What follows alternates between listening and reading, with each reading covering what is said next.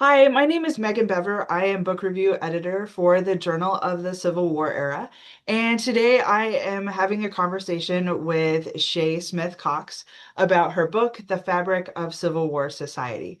Professor Cox is in the history department in the War and Society program at Texas A&M. She is a core member of the public history faculty as well, and her research focuses on the U.S. Civil War reconstruction and the memory of war. And she uses the lens of objects and also senses. That's her lens of analysis. So welcome, Dr. Cox. I am so glad you could join us today. Thank you so much for having me. I'm excited to be here. Absolutely. So could you tell us a little bit about when you became interested in studying material culture as a historian? Of course. So I was actually getting my PhD. Um, I've loved museums like most of us since we were kids, right? But I realized that I could begin incorporating my love of stuff and things into history whenever I took a tandem course for public history at UNLV. So the first semester you go through and you research and you like really dig deep on what these material objects are and the narrative that you want to tell. And then the second course, you create a museum exhibit. And so with that, we were at the Mob Museum in Las Vegas, and we created this exhibit called Ready to Roar. And it incorporated various elements of women's fashion throughout Prohibition. And we studied everything from chemically how things changed to like create these objects and what type of women wore them and mass consumerism and sizing creation and just kind of the story that women wanted to tell through those objects and things that they had. And I sat there thinking, you know what? I would really love to do this for the Civil War because Civil War is my passion. This is what I really love. Um, but being able to see this exhibit go up and last for 3 or 4 months really influenced how I saw the Civil War. And it gave me my question of how hard was it to put even just Lincoln's call for troops for like 75,000, right? For 3 months. How hard is it to put that many bodies in uniform? And I got really excited about digging in. I couldn't find anything. And I was like, okay, this is how we do this. This is the lens I want to take. So building on that a little bit, your study, you look at clothing, you look at flags, you look at badges and various components of the uniforms. What is what does what did you find? Basically, what can we get at if we use objects as a lens that we can't get at using other sources? So, one, it helps us have a more concrete view, I think, of the well-known story that we already think about. But it provides nuances in a way that most people don't know. Fabric and clothing was treated so differently in 17th, 18th, 19th century. And because today we have fast fashion, we can head to H&M or wherever it is you want to go, Target, Walmart, and grab something. That's not what life was like then. And so it really opens the story for this is the economics. This is the money and the wage costs and the toll that fabric takes. This is the identity that people you start putting on these things and you wear them for months at a time and you have a 3 month 6 month year long however long you stay in the military service for it and you develop a relationship with this is what I am. um it also opens the idea of stories that we don't always get told, right? So yes, we know that women made uniforms. Do we, or badges and flags that we know that women participated, but it gives us the physical piece of what they participated. And how much they were paid and how they had to argue for labor rights and how they had to like get after people of not like the government of not paying them correctly. Um, it shows us what people of color throughout the war thought about putting these things on their bodies or waving them or carrying them, and how important it is to display, like material culture just opens the door to display stories that we don't often think about because a lot of these people, if they don't read and write really well, we don't know anything about them. And besides maybe a census record here or there or a slave roll. So this gives us a tangible way to see their life story. Can I follow up on that just a little bit? So you brought in women and you brought in Black troops with your answer there. Another component of the book, like woven throughout, not just in its own little chapter, but woven throughout the book, you talk about white soldiers, you talk about Black soldiers, you also talk about indigenous soldiers. And I thought it touched on a historiography about clothing and identity that stretches like far beyond the Civil War. Would you be willing to talk a little bit more about that? I'm sort of ad-libbing a little bit, but Totally. it's a really interesting po component of your book. Thank you. Sure, of course. Um, Native soldiers, especially in Indian Territory, were courted and kind of by both sides at first, but the Confederacy they came real hard. They were very interested in shoring up this area. And one of the ways to do that was by giving them physical objects. Um, Something I find fascinating is that kind of in the historiography, we're told Native people don't commemorate. It doesn't matter really where in the nation they are. They could be anyone from the Potawatomis and the Senecas and the Ojibwe in the north. They could be even like used as Thomas's Legion in the south. We're told that they didn't participate. They didn't commemorate. And that's honestly, if you look at the material, that's just not true. Um, it lets us see that even though Thomas's Legion is dressed up and they've got those flags and they are physically paraded throughout one of the Confederate reunions, they have all of those uniforms. It lets us see that they were physically there. In Indian Territory, it takes a longer time to be able to commemorate because of what happens in Indian Territory after the war and the blanket punishments that all tribes receive. Um, but they still hang on to the clothing that they had from the war. And during the war, these are still pieces of citizenship. It's like a covenant for them of they've been made a promise by one government or the other, and this is the tangible aspect that they can hold up. And then what's really cool is that they start creating things to go along with that. They'll add feathers, they'll add beads, they'll add some type of braid or something. And I mean, don't get me wrong, it's not like they're outfitted well most of the time. Most of the time, they're given piecemeal things. You can check the quartermaster's records and see how stuff is checked out to them. Um, but it's just you can see how important these objects are and how they kind of create their own and incorporate their own identity, but then surround their identity in whatever faction they're with. And it comes the same as post-war, like the Michigan sharpshooter group. They become color bearers or the patriotic members of the Grand Army of the Republic after the war, and they take their posts and their jobs in the Grand Army very, very seriously.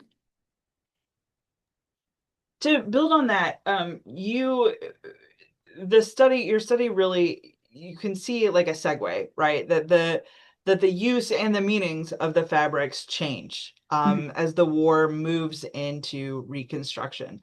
You've already touched on this quite a bit. Can you build on that a little bit more? How does the purpose, how of the either the uniforms or the flags or the badges, how does that change when we get to Reconstruction? Absolutely. So, the book is kind of broken down in my head in three different eras, right? So you've got the Civil War, you've got Reconstruction, and then what I like to call the memory machine era. Um, And so, starting with the Civil War, these are tools of warfare, right? These are physical things that you know who to shoot at, or who not to shoot at. Because like in the beginning of the war, when everyone is wearing gray and you make mistakes, that's a problem. You have to identify specifically what these things are, um, and what side you're with. Or incorporating badges, regimental badges and things. These are really important because, or like everything from secession cockades to regimental badges, like it all physically displays a piece of your politics, right? It shows you who you're aligned with, what regiment you belong to. It shows you, I mean, it's quite helpful for identifying wounded and killed soldiers during the war. And so it overall, these things and the flags, they all become very iconic symbols that we can still think about today. Reconstruction happens, and the meaning of these things start to change, right? So Confederates, they are given a moratorium on uniforms. They are not allowed to wear their uniforms. Some of them get really bold. Some of them become very aggressive, and flaunt them, and they get put in jail, and it's a whole big thing, and they're fined. Women begin taking the uniforms and wearing them to church, just so because they're they're not going to get in that much trouble. So it becomes this huge deal, right? Um, the Grand Army of the Republic, they are told, and oh well, hang on, we're going to go back to the Confederates. Some of my favorite examples, is especially the North Carolina History Museum, are the uniforms that have like crepe draped over the buttons. So you have to, if you're going to wear it, you have to rip off all insignia, right? You can't rip off your buttons. You kind of need those. So the cool thing about the examples that they have is that it's crepe draped, so it looks like they're in mourning. All of this the stuff has been taken off the sleeves. The insignia on the collars are gone. No epaulets or anything. Like it's all removed. You've just got this basic gray or butternut-ish piece, that you can wear around, but everyone still kind of knows who you are and what you did. Um, the Grand Army of the Union soldiers after the war, unless they are left in service, like a lot of formerly enslaved people who are policing the South, they're told to put their uniforms away. They are told to save it for the next generation. Maybe don't talk about it with your kids, but definitely tell your grandkids. This is what you're supposed to do. This is an instrument of valor. And then you make it into like I said, memory machine phase. And that's where I call them memory machines, because you have the Grand Army of the Republic, the United Confederate Veterans, the Women's Relief Corps, and the United Daughters of Confederacy all going head to head.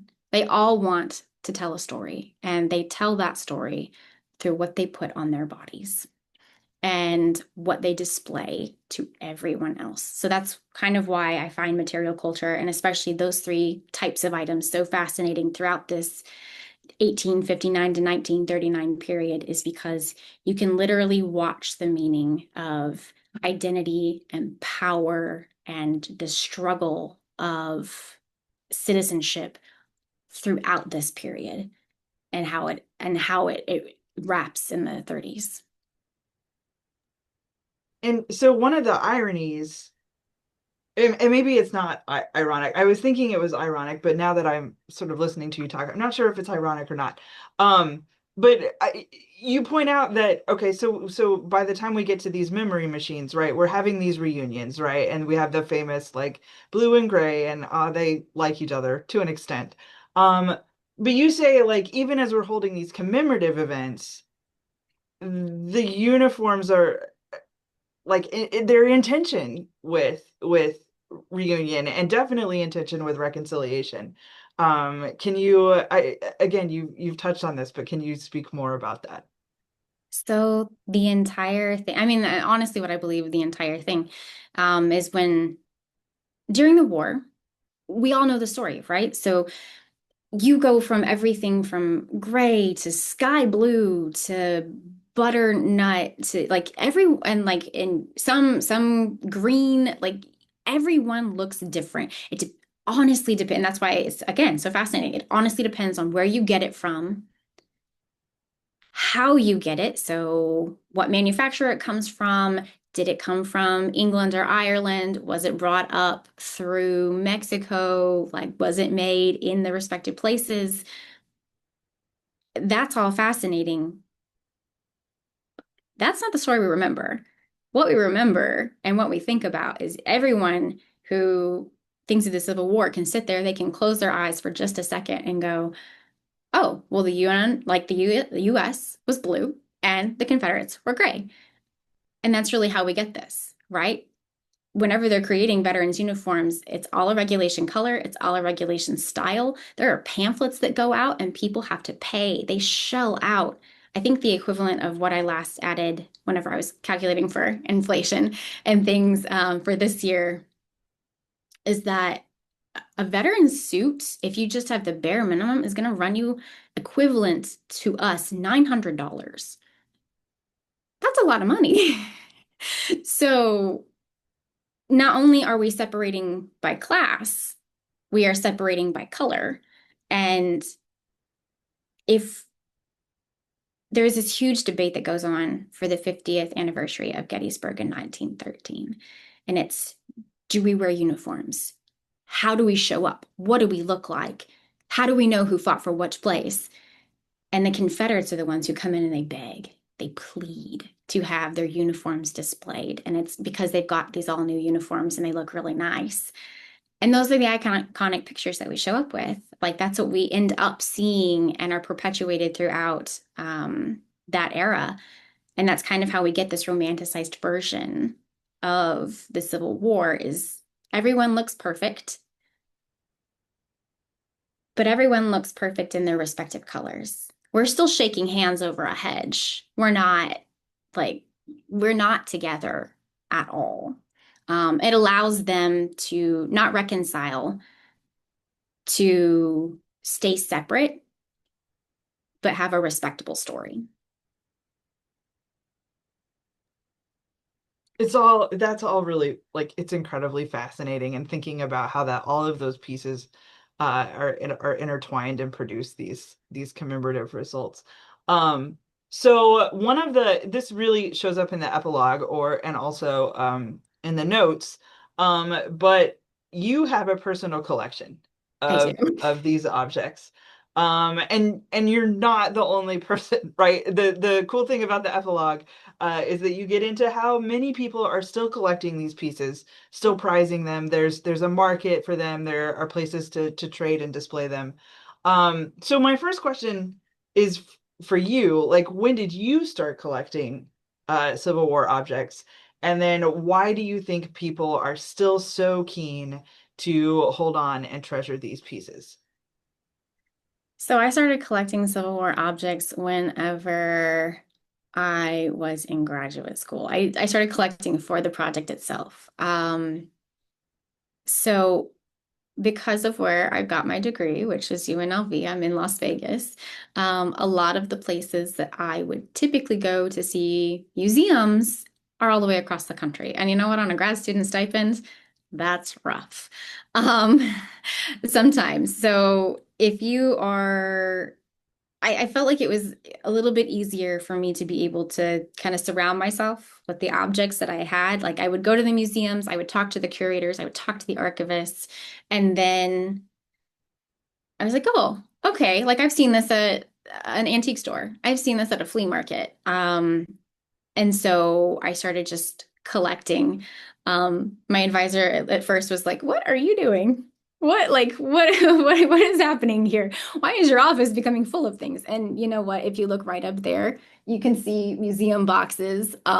So my uniforms and badges and everything there in a temperature controlled place in Texas A&M. Um, but as soon as I explained, like, I think that there's something else here. I think that there's a market for this, and I'm really curious as to why. Um, as soon as I started telling people what I was doing, they started seeing them everywhere. So my advisor's wife, Deb Young, she deals in antique linens. And she would go to the Pasadena flea market and find badges and pick them up for me and be like, oh, look, this one's got celluloid, this one's got silk, this one has this, like, it's a conglomeration of random things. Um, and so we just kind of like watched the market over 3 years of how expensive things got. And I find it fascinating because you go to I was just in Gettysburg. And so you go to an antique store in Gettysburg and you can see the prices of everything. You can see how much prices of Confederate things outweigh prices of Union things. You can see that there is a rising market for veterans objects. Um, and it's interesting to me to be able to see those things because it lets you know kind of like the pulse of where people are, what they want to collect, why it's important to them. Um, and so much of it has to deal with the fact that you're holding on to a tangible piece of history. This is as close as you can get, right? Like this, holding this object is as close as we can get besides reading letters and diaries and things. It's completely fascinating. And I find, I mean, as a Civil War historian, so understandable to me on a certain level of like Right. trying to get as close to the war as you can and sort of have that. I feel maybe I don't know if it's like a patriotic experience or it's some sort of American like American identity feels bound up in that That's just in it. some Is ways. that's how people still identify, Right. right? So many people throughout the country will tell you my great great great somebody was at this battle. They wore this uniform. Like I cannot tell you how many times that I have been stopped as soon as they figure out like that I'm a historian of the Civil War. Did you know? And I'm like, I kind of did, but that's really fascinating. Thanks Yeah. so much for sharing. Yeah. But it's that ability to display your identity and what you want to people to think of you as. Yeah. Yeah. Well, thank you so much for taking the time to chat with us today. It's been absolutely lovely. It's a great book. Really, really interesting and enjoyable to read. Thank you. I appreciate it. Absolutely. Thanks for having me.